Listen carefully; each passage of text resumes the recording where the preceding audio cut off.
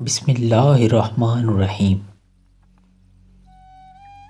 گناہ گار کو معاف کر دیا جائے گا، لیکن بے ادب کی معافی نہیں ہے۔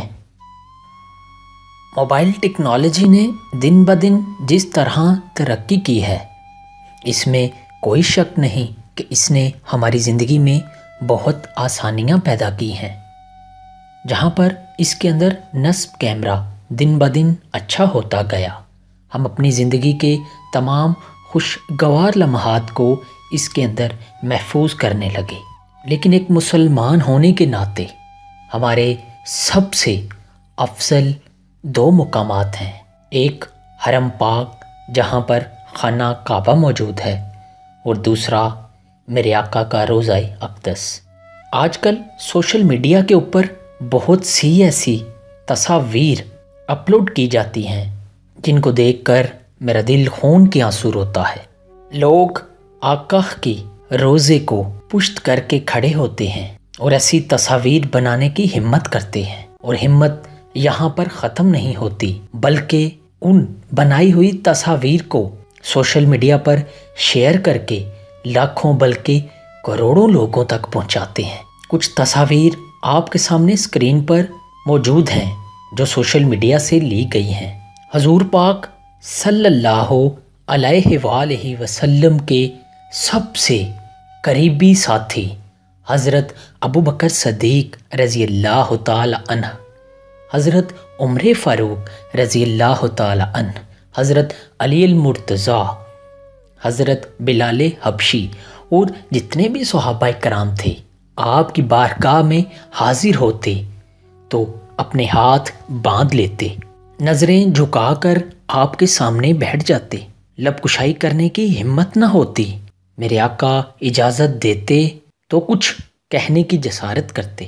لیکن آج ہم مسلمان ان کے روضہ اقدس پر، جو کائنات کی سب سے بڑی ہستی ہیں، وہاں پر جا کر لائیو ویڈیو کالز چلاتے ہیں، اور ہماری آواز اتنی بلند ہوتی ہے کہ اس کے کیا ہی کہنے۔ حضور کے معاملے میں انتہائی حساس اور باادب ہو جائیں۔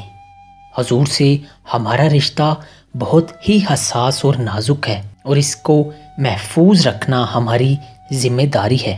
حضرت امام مالک نے 40 سال روضہ رسول کے پاس بیٹھ کر درس حدیث دیا۔ وہ کہتے ہیں کہ 40 سال میں ایک دفعہ بھی ایسا نہ ہوا کہ احادیث کی کتاب کے ورق پلٹنے کی آواز بھی پیدا ہوئی ہو۔ ان کے ادب کی انتہا یہ تھی۔ حضرت صعب بن یزید کہتے ہیں کہ میں مسجد نبوی کے صحن میں بیٹھا تھا کہ کسی نے مجھے کنکر مارا۔ میں نے پلٹ کر دیکھا تو وہ حضرت عمر فاروق رضی اللہ تعالی عنہ تھے۔ میں ان کے پاس گیا اور اس کی وجہ پوچھی تو انہوں نے کہا، وہ سامنے جو دو شخص بیٹھے ہیں ان کو بلا کر لاؤ۔ میں جب ان کو لے آیا تو حضرت عمر نے کہا، تم کہاں کے ہو؟ انہوں نے کہا، ہم طائف سے آئے ہیں۔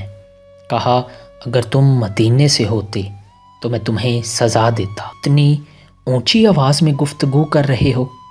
تم جانتے نہیں یہ مسجد رسول اللہ کی ہے؟ یہ وہ در ہے جہاں جو بھی فریادی آتا ہے اس کی فریاد سنی جاتی ہے۔